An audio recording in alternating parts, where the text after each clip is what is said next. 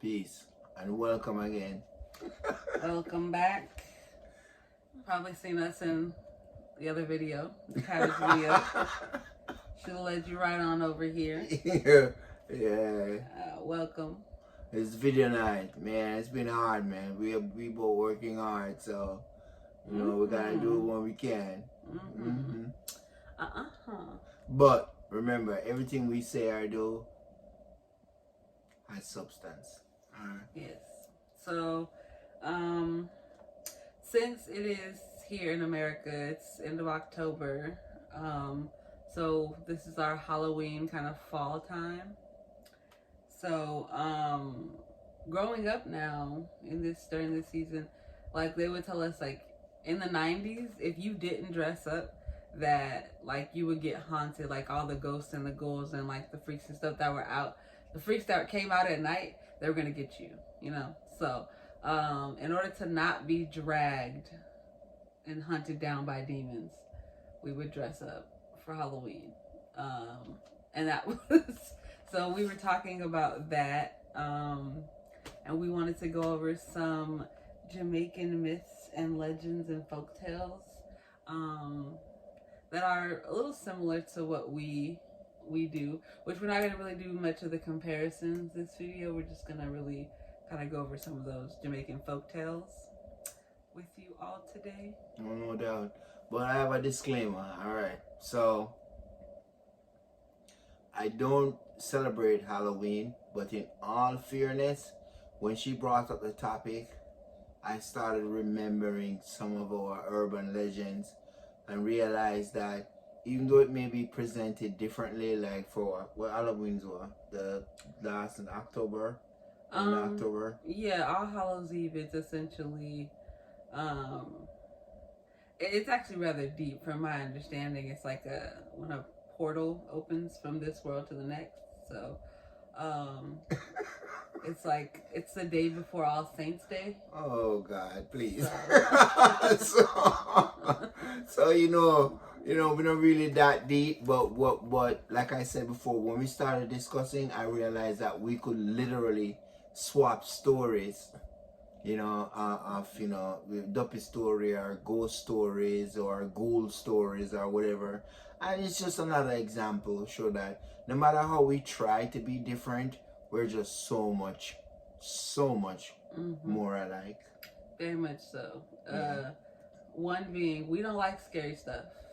Like, we're not gonna sit here and watch a bunch of scary movies and stuff like that. Like, I can't get him to watch Disney movies, but I did get him to watch One Piece.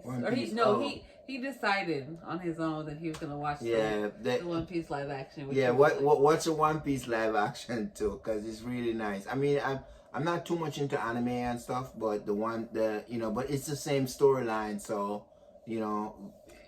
tomato, yeah, that kind of thing. So that being said, we're gonna go over a handful of Jamaican folktales. So one of my favorites that I like to go over, and you'll see this a lot if you're looking through Jamaican folktales, it is the River Mama. Yeah, the River Mama. Shower up on it. Say it again. River Mama. River Mama. Yeah, Mama. River Mama. Okay. Yeah. So essentially, she would be like a mermaid. She's a mermaid, man. But she's a female water spirit, essentially, who protects she guards the water sources. And she has been spotted at several rivers and different places like that. But you can't look at her, which I thought was a little petty, because it was like... Can't look at her? Yeah, like you just pop up on her taking a bath, and then she might fuck you up. She might? Oh my God. She might. So the River Maid story, as she said, the River Mama, that's how we basically call it, and everything else, and you couldn't look at her. I think it was like a throwback to Medusa kind of a thing. Yeah, it's like a whole mix, which again shows people that people borrow in everything, including religion. You borrow from X, you borrow from Y, and you know, you create Z. That's just how basically that goes. So, and if you she's known for combing her hair. Yeah, with a golden comb. With a golden comb, definitely. Yeah. So I guess that is along with the golden table, which we'll get into next. But essentially, it's, you know, it's meant that you don't touch her stuff, or, you know, the River Mama's things. Rather, leave offerings is suggested. Rather than take something, leave something. Right. That's the best way to not get on her bad side, I would assume.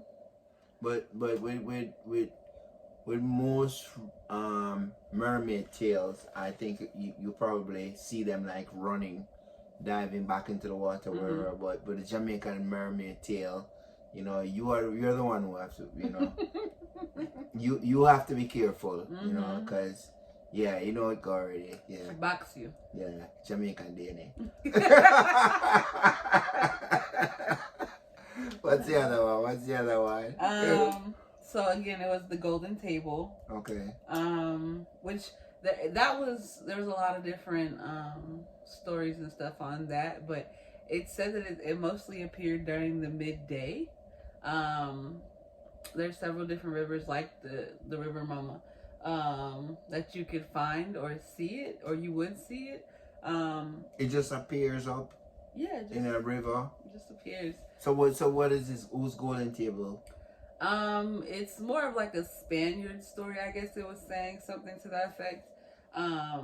But essentially, it doesn't belong to anybody. It's normally associated with the River Mama and her golden comb. Oh. So it's often said, you know, around the same time. So.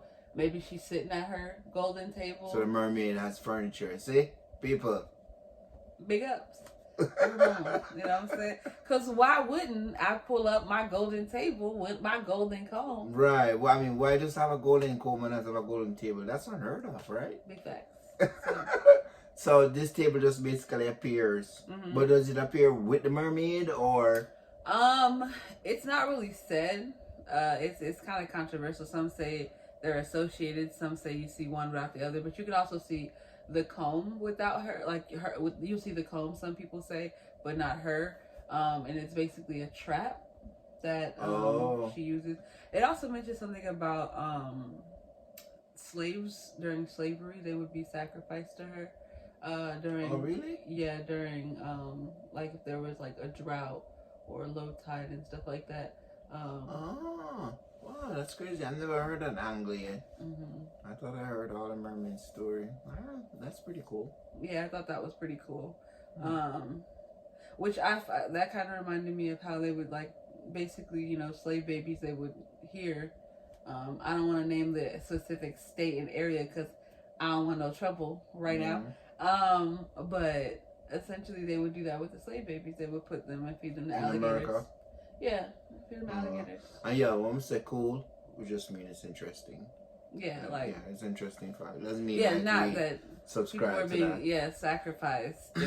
More like the angle of never, you know, kind of looking. And this was just some research I've been doing over the last couple of days. So yeah, the golden table, golden comb, you know.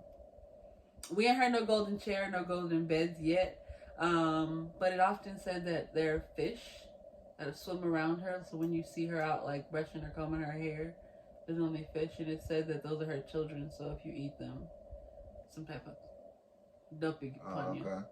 No, listen, it's like the mermaid thing. I've always been. It's just interesting. Yeah.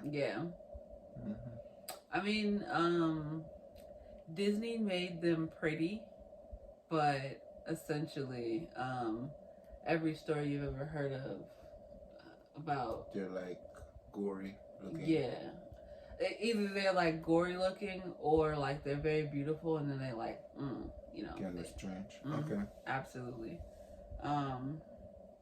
So the next duppies. So, like he said at the beginning, essentially they're ghosts, or restless souls. Are they restless souls? Yeah, basically restless souls. but what it's not just so much like appearing like a in like human form or whatever. I mean, I remember growing up and the moth, the ones moth, okay, with the wide wingspan, they were considered to be ghosts. Frogs, bullfrogs were also considered to be ghosts. Trust me, everything is a ghost. No, for real. Yeah, in terms of representation. So Duppy would basically be spirits who they're not resting. So we have something similar where it said that with the Duppies, in order to either ward them off. Well, let's talk about how to, if someone passes, you would rearrange their things within the first like 3 days or 3 nights or something like that. Yeah, they still do that. You flip the mattress, you move furniture, just so essentially you confuse them and not make them welcome. But one thing I found interesting, it said that some wives, if their husband, they became widows, they would wear red ribbons either in their hair or a red measuring tape around their waist in order to ward off their dead husband from wanting some pum pum. Well, good luck to you, because the red ribbon, let me tell you something, the red ribbon, that's definitely not going to work over here. When you appear red ribbon, tear up every day, every night. All right. Next, run tip. But yeah, so they would essentially eat salt or throw salt. Eat salt, throw salt, whatever. Oh, yeah. You know, throw the salt behind you. Yeah. Yeah, I mean, everybody, there's no Jamaican would know that, just kind of show salt behind you. Well, that's common in most things. I don't know what it is. I'm going to look that up a little bit more. But with the salt thing? Yeah, because we have that too. In order to ward off evil, you put like salt by your doorstep or salt water, stuff like that. So I wanted to kind of talk about Nine Night. Oh, Nine Night, yeah. Sir, I've been to so many, and I understand the essence of it, but there's so much more deeper stuff to it, because there's like Third Night and there's Nine Night. And if you have any knowledge, any deeper knowledge of it, you can definitely put it in the comment. Because I'm not sure when the Nine Nights start, if it's the when they immediately after they die, the Nine Nights start, or whatever, or the significance between the Nine Nights and the Third Night. But we know that for Nine Night, or if it's usually, I'm used to like 9 nights of celebration, but some people just basically celebrate only the 9 nights, or you have people who celebrate just the night before the funeral. I think it's probably a matter of finance. Yeah, too, I think, because it can get very, very expensive. Yeah, and everybody kind of celebrates 9 nights different. It seems like it's not really how we celebrate, more or less, because like my Muslim part of the family, like you have to be buried like in the ground within like 4 or 5 days. 4 or 5 days, right? Yeah, so it's like ain't no whole 9 nights. You ain't got 9 nights. Right. You got to be buried ASAP. Before like the 4th son. I don't know. I have to ask family, so don't quote me here, but yeah. So it's a little bit different with Christians. It might take a little bit longer, which my mom's side of the family it is. It could be like 4, 5, 6, 7 weeks after the person passed before we even have a wake for them, which can be a little weird, but it's a celebration of the dead, pretty much. Which everybody, whether they agree with that or not, it's within our our culture. I did find that it said that you can create duppies by not celebrating their life. Right. So not giving them a proper send off during 9 night. They just walk forever. So your house full of moth, bullfrog. Yeah, all kind of thing. Weird smell. Yeah, it also was called setup. Yeah, man. I set up 9 night. Yeah, you do your research, man. Yeah, man. Yeah, set up. Yeah, that goes like, that's synonymous. Set up and basically 9 night. And usually it's like fish and bread I mean, now they have all kind of stuff, but essentially back in the day it was not only fish but sprat, and then you have the bread. Sprat probably because it's much cheaper, and the one essential ingredient where you cannot have a 9-9 without is rum. Yes. That would, like, regardless of whether you're rich or poor, there has to be rum. Yeah. Including, like, the person, you know, the grave digger or people who's putting, like, and before they break ground, they must pour rum. White rum. Yeah, man. I believe it said white rum specifically, but I think rum is. Yeah, rum. Yeah. But we do white rum because essentially that's a, you know, white rum thing. But I did find a couple of interesting things. Which again was that it was like the breaking of the ground and pouring the rum. Depending on like the status or the family, it could range from, you know, a small gathering to, you know, having vendors and things like that. But your 9-9 sure it's like the 9. I mean, it's kind of weird to say this, but it's like, even though, as she said earlier, the 9-9 helped to lay the dead to rest, but it's also an exhibition for the living. You know, like we got it like that kind of a thing, or we love this person like that. So sometimes it can be argued, you know, who is it benefiting? Who is it benefiting? Yeah. But that's interesting though, baby. Yeah, but it says that it was believed by slaves that it took spirits 9 days to travel home to Africa. So that may be where the tradition started. Oh yeah. The whole 9-night thing. That's interesting too. I didn't know that.